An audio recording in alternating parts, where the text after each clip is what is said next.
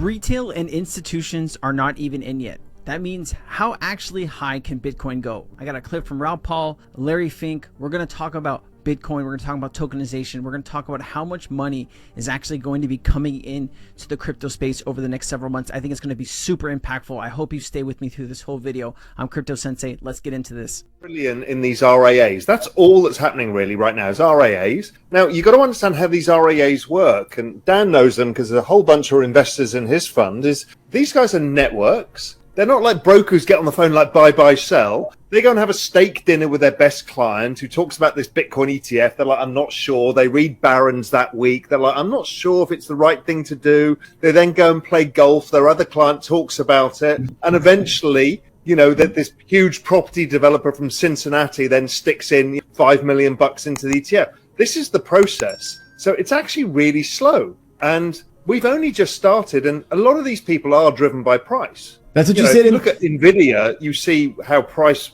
feeds on itself. It becomes reflexive. So we've just started. These guys are not traders in the whole. These RAA networks generally talk to their clients about, you should think about an X% allocation. They put an X% allocation, or they mandate it and say, hey, we're going to do this for you guys. They do it. And then what happens is, Dan and I have seen this all the way through with friends of ours. They start with 1%, and then before you know it, they get up to 5%. Then, fuck it, we're going to 10%. So what he's saying here, guys, is that these institutions are looking at Bitcoin, right, in this ETF, and they're starting to dip their toes in, right, 1%, and then they're like, okay, we're making some money. Now we're going to allocate 3, 5, 10%. He said one of his friends is even allocating, or institutions, up to 20%. Right now, all we have is what is it, like 11 or 12 ETFs that are actually pumping the market. What happens when all of the financial advisors around the world start telling people to put some money into Bitcoin? Your 401k can be invested into Bitcoin now, right? So how high can Bitcoin actually go? I've seen some crazy numbers of millions and millions of dollars, but realistically in this market, how high can it go? And I think we should answer that in this. Because they start to understand the power of this thing. So it becomes very reflexive in price action. You know, I've seen family offices. I've got one of the investors in my fund is a big Australian family office. At first, their allocation was 1%. I got up to 20%. 20% in crypto allocations in the end. That's insane. Because, you know, once the principles started to understand it, that it just keeps building on itself, and the price action just builds on it. So we've, as Dan said, we're really, really early still. And then there's also these massive platform models like BlackRock, Fidelity, Morgan Stanley, JP Morgan, that suddenly add it to their asset allocation mix. And those guys control like $1 trillion of assets. So once they do it, it's the same process. It then starts dollar cost averaging in. And, you know, we've seen BlackRock talking about doing that. I don't think it's even started yet. So those massive pools of capital start coming in as well. And we're not talking institutions. None of the institutions are in yet, really. Also, don't forget, the 401k bid in America is another big thing. One of the reasons passive funds have outperformed active portfolios, like the NASDAQ and the S&P, keeps outperforming, is because millennials every 2 weeks add to their 401k of this stuff. They can now add Bitcoin into their 401ks. So that becomes a every 2 week bid that goes in perpetuity forever. Now, it doesn't mean it can't go up and down, you know, with the business cycle, but it's a very big structural change that people don't really understand. During the... And that, I think, was from Crypto Banter. But so, you know, 24, 2025 cycle signal tops, right? We're really kind of at this area in here, right? We're still in the initial hype phase, but people think that something like Bitcoin can go all the way up to, you know, multiple $200,000-$300,000. We'll see how it all goes. Usually when Bitcoin tops out and then altcoin season really starts, that's really where I'm going to be looking for certain exits on certain cryptocurrencies, right? Because that's when like the FOMO starts to end, and that's where people need to realize that the music's going to stop soon. And if you're not out of most of your positions, you're going to be holding all of that crypto until the next market, because that's how I lost 7 figures in the last market. Was I didn't know as much as I do now. And I left a lot of tokens thinking, hey, this will go up forever, right? I just didn't know. I was learning as I was going. And over the last two years in the bear market, I've been learning, and I won't make that same mistake this time. There's a lot of merit to it. There's a lot of opportunity. It is a great store, and this is where you can debate. Is it a good store? But you know how it's made. A bunch of computers figure out math But there's problems. only... Okay, so Fox doesn't hire the brightest people.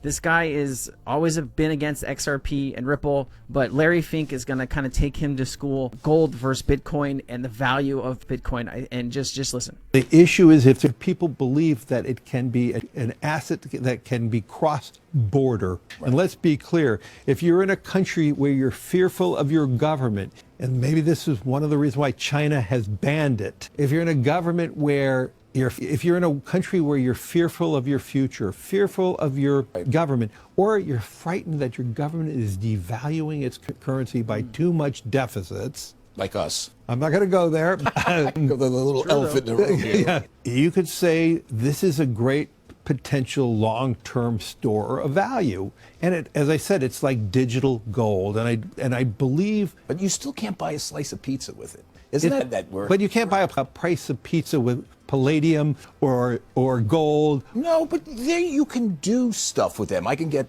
stuff with, I mean, people use gold for stuff, right? But you could buy and sell your Bitcoin, no different than gold. So it is very... What is it? But gold is put in like... Jewelry.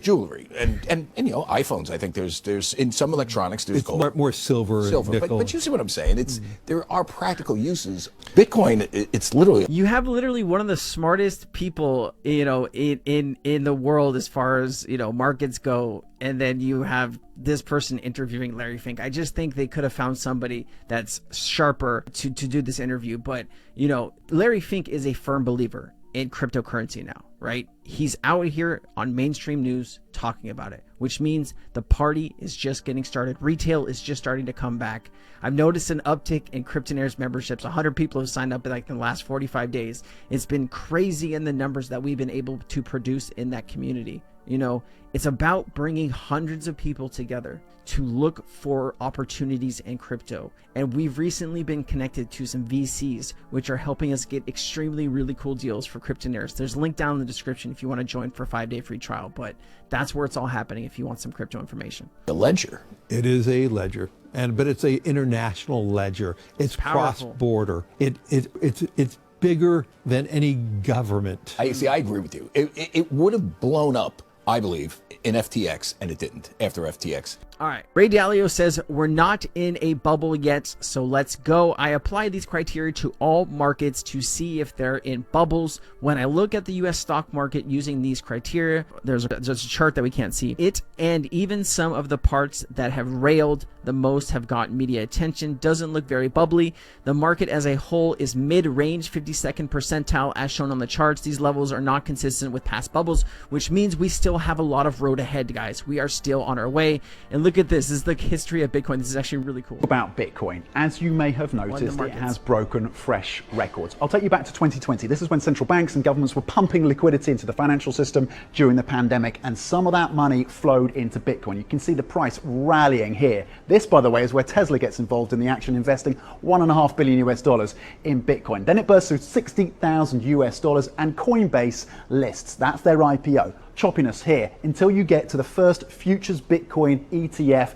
Massive enthusiasm on the back of that product. More volatility until you get to an important part of the architecture of crypto. Terra, the stable coin, implodes. It knocks confidence. And then you get to SBF, Sam Bankman-Fried, and FTX, and the bankruptcy of that company at the end of 2022. Relative stability until you get to the end of 2023, and the enthusiasm builds. Will the regulators finally sign off on Bitcoin, spot Bitcoin ETFs and those products? And they do that. January the 11th, Fidelity, BlackRock, and others are launching those products, and the fund flows net of around $9.5 billion US.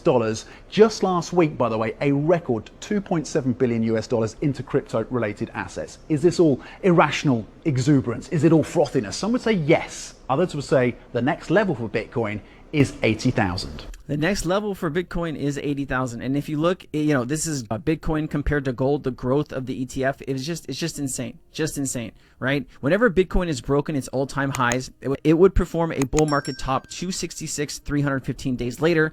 Bitcoin reached an all-time high last week. Next bull market peak thus should be 266 to 315 days. That's December 2024 or February 2025. What I think you need to be watching is the US elections in November. I think that could bring some choppy waters, and that's where I'll be looking to maybe sell some of my positions depending on who wins and who loses.